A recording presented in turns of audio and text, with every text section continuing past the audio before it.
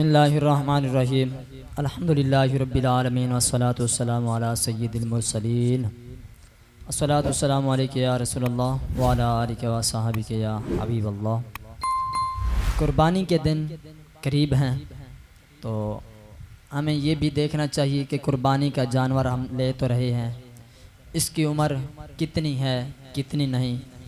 और दूसरी बात ये कि हम अगर ये ले रहे हैं आया कि ये कुर्बानी के लिए जायज़ भी है या नहीं है, इन चीज़ों को मद्देनज़र रखते हुए आप जानवर ख़रीदें। अलामा साहब मौजूद हैं, इनसे पूछते हैं कि जानवर की कितनी उम्र होनी चाहिए कम अज़ कम कि वो कुर्बानी हो सकेगी। जी अलामा साहब बताएं कि कम अज़ कम कितनी उम्र हो जानवर की कि वो कुर्बानी के काबिल है। जी आपने ये बहुत अच्छा सवाल किया। पहली चीज़ तो मैं ये कहूँगा, जब भी जानवर ख़रीदें ना एक ज़ौक़ भी पैदा करें, ज़ौक़ होना चाहिए, खुशी होनी चाहिए। क्योंकि आप चल कर जाएँ जानवर ख़रीदने के लिए खुद जाएं, एक ज़ौक़ पैदा करें। नहीं उसको पैसे दे दिए ले आओ, ठीक है, हमें पता नहीं भी चल रहा तो हमें खुद जाना चाहिए यार। जाएं सही, पता भले ना भी चले, एक ज़ौक़ तो हो, खुशी तो मैं अल्लाह के राह पे कुर्बान करने के लिए जानवर ख़रीदने के लिए जा रहा हूँ। और आपने जो पूछा कि जानवर की उम्र कितनी होनी चाहिए, ऊँट की जो उम्र है वो 5 साल होनी चाहिए। 5 साल से कम हो तो वो जायज़ नहीं है।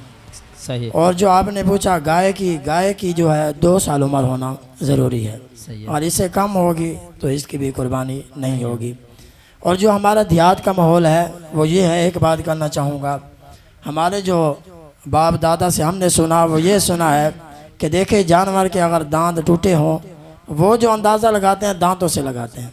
बिल्कुल बिल्कुल, दांतों से ही अंदाज़ा लगाते हैं। अगर दांत टूटे हों तो फिर तो जायज़ है, नहीं टूटे अगर नहीं निकले तो जायज़ नहीं है।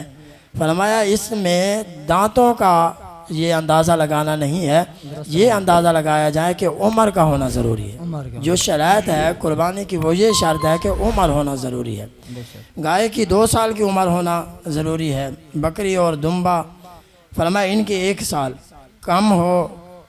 कम उम्र हो तो कुर्बानी जायज़ नहीं, ज़्यादा हो तो जायज़ है बल्कि अफजल है।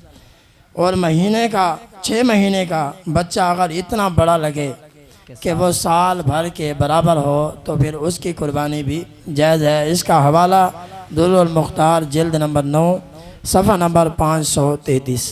सुभान अल्लाह, बहुत शुक्रिया।